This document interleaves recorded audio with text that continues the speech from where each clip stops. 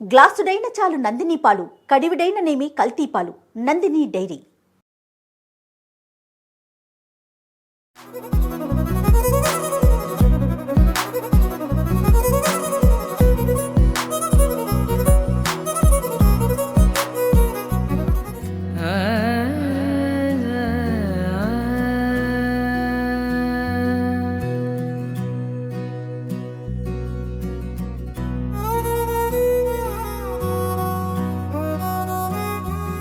నమస్తే రమగారు. నమస్తే జయ. రమగారు, సంక్రాంతి వచ్చేసింది. సో దగ్గర సంక్రాంతి కనిపిస్తోందా? బ్రహ్మాండంగా మనము దీప్తి శ్రీనగర్ లో ఉన్నటువంటి సత్యవనమ్మ టెంపుల్లో ఉన్నామండి. ధర్మపురి క్షేత్రం ఎంత అద్భుతమైన క్షేత్రం అంటే సకల దేవతలు కొలువై ఉన్నారు ఇక్కడ. ఆకుపచ్చగా కూడా ఎప్పుడు స్టూడియోలోనే మాట్లాడతాం కదా, ఈసారి ఇట్లా కొంచెం మన కోసం చూడండి, ముగ్గులు వేసి గొబ్బెమ్మలు అన్ని రెడీ చేశారండి. సంక్రాంతి అట్మాస్ఫియర్ కనిపించాలని ఒక ముఖ్య ఉద్దేశం, అంటే మళ్ళీ చూపించాలి అనేసి. నీకేమనిపించింది రమ్మగారు? మీరేం మాట్లాడట్లేదు. నువ్వు మాట్లాడు. యాంకర్ నువ్వా నేనా? మన ఇద్దరి మధ్య తేడా ఉందా? యాంకర్ గెస్ట్ అసలు యాంకర్ అవకాశం ఇస్తున్నారా నాకు మీరు? మరి నువ్వు తీసుకోవాలి. భోగి పండుగ శుభాకాంక్షలు రమ్మగారు. భోగి గురించి ఒక్కసారి మాట్లాడుకుందాం. సుమన్ టీవీ ప్రేక్షకులందరికీ భోగి పండుగ శుభాకాంక్షలు. సంక్రమణానికి ముందు వచ్చే రోజు, ఎప్పుడు సంక్రమణానికి ముందు రోజుని భోగినే అంటారు, ఒక రోజు ముందుని. అవును, అలా మనకు అట్లా అలవాటైంది. అవును. అయితే సూర్యుడి గమనాన్ని బట్టి మనకి ఉత్తరాయణం దక్షిణాయనం తయారవుతాయి. ఉత్తరాయణ పుణ్యకాలానికి ముందు రోజు చాలా ప్రముఖమైన రోజుగా దీన్ని చెప్పుకుంటాం. అవును. ఇప్పటిదాకా అంటే ఒక 5-6 నెలలుగా మనం దక్షిణాయనంలో ఉన్నాం. రకరకాల చీడపీడలు, వానలని, చలిని, యమదంశలుగా పిలువబడే మాసాలు దాటాం. చలికాలపు ఎఫెక్ట్ దాటి ఎండాకాలపు నడకలోకి వెళ్ళబోయే ముందు రోజు మనకి జనవరి 1 పండగలాగా చేసుకుని ప్రపంచం అంతా హడావిడిగా అలిపోయింది. అవును, ఊగిపోయినా కూడా ఏ తేడా రాదు ముందు రోజుకి వెనక రోజుకి.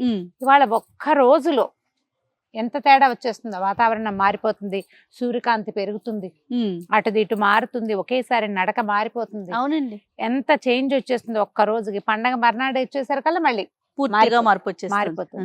అంత మార్పులకి కారణమైన ఈ రోజుని మనం భోగిని ప్రత్యేకంగా చేసుకుంటాం. అంటే ఇప్పుడు కొంచెం సీజన్స్ అటు ఇటు అవటం వల్ల మనం కాస్త ఈ పంటల కాలాలు అవి తెలియటం లేదు, కానీ పూర్వం కనీసం కొంతకాలం క్రితం అయితే సరిగ్గా పంటలు ఇంటికి వచ్చే రోజులు, హరిదాసులు వచ్చే కాలము. పైగా మనం ఏం చేస్తామంటే ఈ ధను సంక్రమణ నుంచి ఈ 4 రోజులు నెలగంట పెట్టుకుని ముగ్గులు వేసుకుంటాము. అవును. తర్వాత ఏమో ఈ ధాన్యం మెల్లిగా ఒక్కొక్కటి ఇల్లు చేరటం మొదలు పెట్టింది. దాన ప్రక్రియ ఒకటి శ్రీకారం చుడతాము.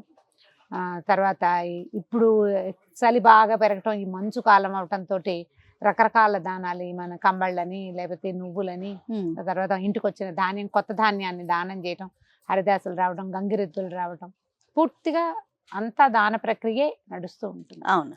ఈ దాన ప్రక్రియ పూర్తిగా అసలే పెద్ద దానం చేయవలసింది సంక్రమణం రోజున. మకర సంక్రమణం రోజున మనం ఏం చేస్తాం, పితరులకి కూడా తర్పణాలు విడుస్తాం, పెద్దలకు పెట్టుకుంటారు. తర్పణం విడవడం రాని వాళ్ళు కూడా ఈ రోజున 2 ఆకులు వేసి వాళ్ళ తాత తండ్రుల పేర్లతోటి భోజనం పెట్టడం అనేది ముఖ్యమైన విధిగా కనపడుతుంది. దానికి ఆద్యమైన ఈ భోగి పండుగ రోజున మనం భోగి మంటలు వేయటం ఏం లేదు. చలికాలానికి వీడ్కోలు చెప్తున్నాం, ఎండాకాలానికి స్వాగతం చెప్తున్నాం. దానికోసం అని ఇళ్లల్లో ఉన్న పాత వస్తువులు వేయడం అనేది ఒక ఇదిగా కనపడుతుంది, కానీ మన సిద్ధాంతం అయితే అది కాదు. మనం ఏం చేస్తామంటే వాకిళ్ళు శుభ్రంగా తుడిచి దాన్ని చక్కగా ముగ్గేసి ఒక పవిత్రమైన మంట కిందే భోగి మంటను పెట్టుకుంటాం. అవును. కొన్ని ప్రాంతాల్లో అయితే భోగి మంటల దగ్గరికి వెళ్ళేటప్పుడు స్నానం చేసి వెళ్ళాలి. మా దగ్గర లేదు జయ ఆ విధి. మేము వేసాకే మనం స్నానాలు పోసుకుంటాము, కానీ అట్లా కాదు. తలంటి పోసుకుని భోగి మంట దగ్గరికి వెళ్ళింది మన ఉత్తరాంధ్రంతా అట్లాగే చేస్తారు. అవునండి, తలంటి పోసుకోవాలి, అట్లా వెళ్ళకూడదు. పాచిమొహాలతో మంట దగ్గరికి వెళ్ళటం తప్పు. ఈ అగ్నిని ఏ మంట అయితే భోగి మంట వెలిగిస్తామో దీనిని అగ్నిహోత్రం లాగా భావిస్తారు. అందుకని తప్పకుండా తలస్నానాలు చేసేసి తెల్లవారుజామున 3ంటికి స్నానం చేయటం, 4:30కి భోగి మంట వేయటం. ఈ భోగి మంటలో మనం ఈ 4 రోజులు పెట్టిన గొబ్బిళ్ళ తాలూకు పిడకల్ని చక్కగా చిన్న చిన్న దండలుగా కూర్చి అవి కూడా వేస్తాం. ఇదంతా ఏంటంటే వాతావరణాన్ని క్లీన్ చేయడానికి ఒక ప్రక్రియలాగా కనపడుతుంది. అది ఈ ఎప్పుడైనా సరే ఒక మంట వెలిగించామంటే పొగ ఎక్కడికి వెళ్తుంది, మంట ఇక్కడ ఉంటుంది, పొగ పైకే కదా వెళ్ళేది, వాతావరణంలో కలిసిపోతుంది కదా. అందుకని ఏం చేస్తారంటే బాగా ఎండిన చెట్ల కొమ్మలు అలాంటి వాటిని అంటించి వాటల్లో ఈ పిడకలు, పైగా ఈ పిడకలు ఏంటి జనరల్ గా ఆవు పిడకలు, తర్వాత అందులో ఈ మన గుమ్మడి పువ్వులు, బంతి పువ్వులు, అలాంటివి గరిక లాంటివి పెడతారు. అవన్నీ ఎండుతాయి కదా, ఇప్పుడు అవన్నీ కాలుతాయి.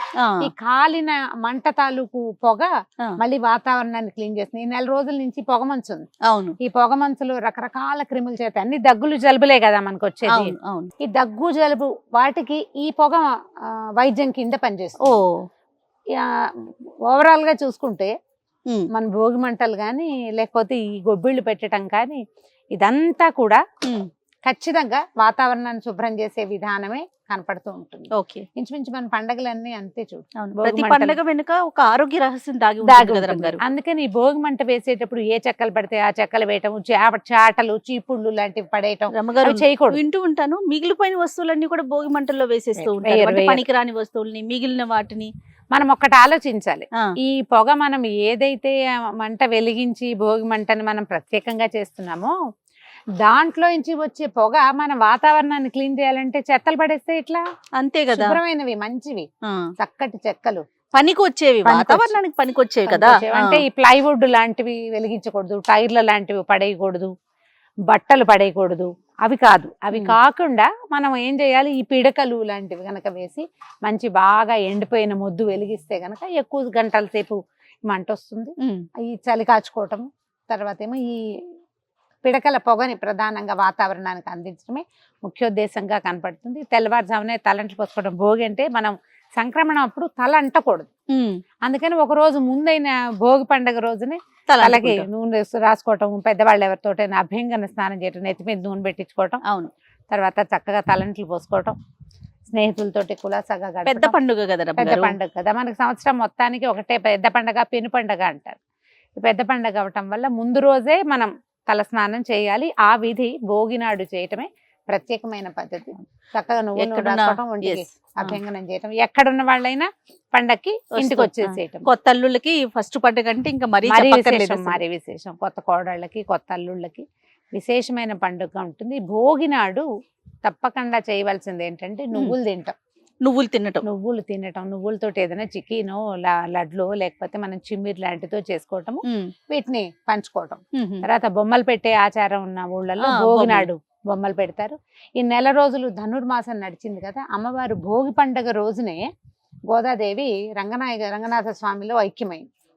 ఆ రోజునే ఆమెకి కళ్యాణం జరిపించారు కాబట్టి విష్ణువాలయాలన్నిట్లలో మన గోదా కళ్యాణం చేస్తారు. అవకాశం ఉన్న వాళ్ళు దేవాలయానికి వెళ్ళటం, చక్కగా గోదా కళ్యాణాన్ని కళ్ళారా చూసి అంతే ఆమె ఎట్లా భగవంతుడిలో ఐక్యమైందో అది కూడా తెలుసుకుని చక్కగా తీర్థం ప్రసాదం స్వీకరించడం, చుట్టాలు పక్కాలందరినీ పిలుచుకోవటం, స్వీట్లు, లడ్డూలు లాంటివి, అరిసెలు లాంటివి తయారు చేసుకోవటం, కలిసి జరుపుకునే పండుగ. అందుకని ఏం చేస్తామంటే ఏదో మన ఇంట్లో మనం కాకుండా కొంచెం ఫ్రెండ్స్ ని, అవును, వాళ్ళని వీళ్ళని పిలుచుకుని సరదాగా జరుపుకునే పండుగ కదా. అందరం కలిసి కుటుంబం అంతా కలిసి జరుపుకునే పండుగగా భోగి పండుగని ముందుకు తీసుకెళ్దాం. ఈ రోజున తప్పనిసరిగా చేయవలసిన విధి ఏంటంటే అభ్యంగనం చాలా ముఖ్యమైనది. పెద్దవాళ్ళు ఉంటే వాళ్ళతోటి తలకు నూనె పెట్టించుకోవటం, లేకపోతే ఇక మనమే ఇంట్లో ఎవరు పెద్దవారు ఉంటే వారితో, అంతే కదా రమ్మగారు. అంతే, రైట్ రమ్మగారు. మన సంస్కృతి సాంప్రదాయాల్ని, మన ఆచారాల్ని ముందుకు తీసుకెళ్లేవే పండుగలు, అంతే కదా రమ్మగారు. అంటే మనం మర్చిపోకుండా చేసే మామూలు రోజుల్లో మన జనజీవన స్రవంతిలో రకరకాలు జీవనంలో పరిగెడుతూ ఉంటాం కదా. పరిగెత్తడం మానేసి ఒకరోజు తాపీగా కూర్చోటం, నడవటం, మన విధానాన్ని ఆలోచించి ఏమేం చేసేవాళ్ళు, అమ్మ వాళ్ళు ఏం చేసేవాళ్ళు, పిల్లలకి భోగిపళ్ళు పోయటం మనం చేస్తే రేపటి రోజు మన పిల్లలకి అది అలవాటు ముందుకెళ్తుంది కదా. సంస్కృతి ముందుకెళ్లాలంటే ఆచరిస్తేనే సంస్కృతులు ముందుకెళ్తాయి. ఈ భోగి పండుగ రోజున భోగిపళ్ళు పోయటం ఒకటి విధానంగా కనపడుతుంది. బోడలు పోయటం అంటారు కొన్ని ప్రాంతాల్లో, రేగిపళ్ళు, తర్వాత బంతి పువ్వులు లాంటివి, పూరేకలు, తర్వాత చిన్న చిన్న చెరుకు ముక్కలు, కొన్ని రూపాయి కాసులు, ఇవి పిల్లల మీద ఇట్లా తిప్పి కనుక పోస్తే వాళ్ళకు దిష్టి పోతుంది, చీడపీడలు పోతాయని. ఈ రేగి పండులో ఇదేంటంటే సూర్యుని ఆకర్షించే లక్షణం కలిగి ఉంటుంది. అంచేత మనకి ఇలా తిప్పటం వల్ల ఏమవుతుందంటే పిల్లల్లో ఉన్నటువంటి నెగిటివ్ ఎనర్జీస్ ఏవైతే వాళ్ళ చుట్టూతా ఉంటాయో అవి పూర్తిగా పోతాయి. తర్వాత ఆరా పుల్లింగ్ అంటాం దాన్ని. మన చుట్టూతా ఒక కాంతి వలయం ఉంటుంది. అవును, ఈ వీటిని తిప్పటం వల్ల ఏమవుతుంది, ఈ పాజిటివ్ ఫోర్స్ తోటి ఈ ఆరా పుల్ చేయబడుతుంది. దానివల్ల పిల్లలు ఆరోగ్యంగా ఉంటారు, చీడలు అవి పోతాయి, ప్రశాంతంగా ఉంటుంది. చక్కగా పేరెంటం చేసుకోవటం, అందరిని పిలవటం, తమలపాకులు, తర్వాత తాంబూలాలు ఇచ్చుకోవటం, తమలపాకులు, అరటిపళ్ళు, చెరుకు ముక్కలు, కొన్ని రేగిపళ్ళు కూడా ఇట్లా పిలవటం, అందరిని నలుగురిని పిలిచి ఇచ్చుకోవటం, అంతే. దీనివల్ల ఏంటంటే ఈ రోజున భోగి రోజున మనకు కొన్ని చోట్ల అయితే పసుపు కుంకాలు, ఖర్జూర పళ్ళు అట్లా పళ్ళు అవి కూడా ముత్తైదులకి ఇచ్చే ఆచారం కనపడుతుంది. ఓ బ్రాహ్మణులకి దానం చేసే ప్రక్రియ కనపడుతుంది. ఆహా. మన ప్రాంతాల్లో ఏది ఉంటే ఆ విధిని Yes. తప్పకుండా ఆచారాన్ని మాత్రం ఫాలో అవ్వాలి. ఫాలో అవ్వండి. దీన్ని మానేయకండి కనీసం. అది. ఎంత కుదిరితే అంత చేయటం. రైట్ మనమే రమ్మగారు. ఉన్నాం, కనీసం తలంటి పోసుకోవచ్చు కదా. కనీసం తలంటి పోసుకోవచ్చు. పెద్దగా పేరెంటం పిలవడానికి ఎవరు లేకపోతే, చుట్టుపక్కల ఎవరు లేరు అనుకో, ఆ. మనమే బొబ్బళ్ళు పోసుకుంటాం పిల్లల అంతే. మీద. అదైనా చేయొచ్చు. కొంచెం 9 సంవత్సరాల లోపల పిల్లలకి భోగిపళ్ళు. బొబ్బళ్ళు పోసుకోవచ్చు. పేరెంట్ అల్లాగా చేయగలిగితే ఇక మరీ మంచిది. మనకు ఓపిక ఉండి చేయగలిగితే. ఊళ్ళలో ఆచారాలు బాగా నడుస్తాయి జయ. ఈ పండుగలకు మాత్రం ఖచ్చితంగా ఫాలో అవుతూ ఉంటారు. ఏ పద్ధతి అయితే ఉంటుందో అది మాక్సిమం కనుక కనిపిస్తుంది. అవును. మనం కూడా సిటీలో ఉన్నా కూడా రమ్మగారు ఇప్పుడు చేయొచ్చు. పెద్ద పెద్ద అపార్ట్మెంట్స్ లో కూడా చక్కగా అందరూ కలిసి చేసుకునే సంస్కృతిలోకి వచ్చామండి. అది మనము కనీసం టీవీలో చూసేనే నేర్చుకుంటున్నాం, చెయ్యాలి అని చెప్పి కలుస్తున్నారు అందరూ కూడా సామూహికంగా. అవును. అది రమ్మగారు. పండగలు జరుపుకుంటే బాగుంటుంది. భోగి పండుగని చక్కగా సంతోషంగా, గొడవలు పొట్లాటలు నేను అనుకున్నదే జరగాలి ఇలాంటి భావాలు లేకుండా ప్రశాంతంగా ముందుకు తీసుకెళ్ళండి. ఎంత ప్రశాంతమైన పండుగ జరిగితే అంత సంవత్సరం అంతా అంత ప్రశాంతంగా ఉంటుందని నమ్మండి. రైట్ రమ్మగారు. మరొకసారి భోగి శుభాకాంక్షలు. మరొకసారి సుమన్ టీవీ ప్రేక్షకులందరికీ భోగి పండుగ శుభాకాంక్షలు.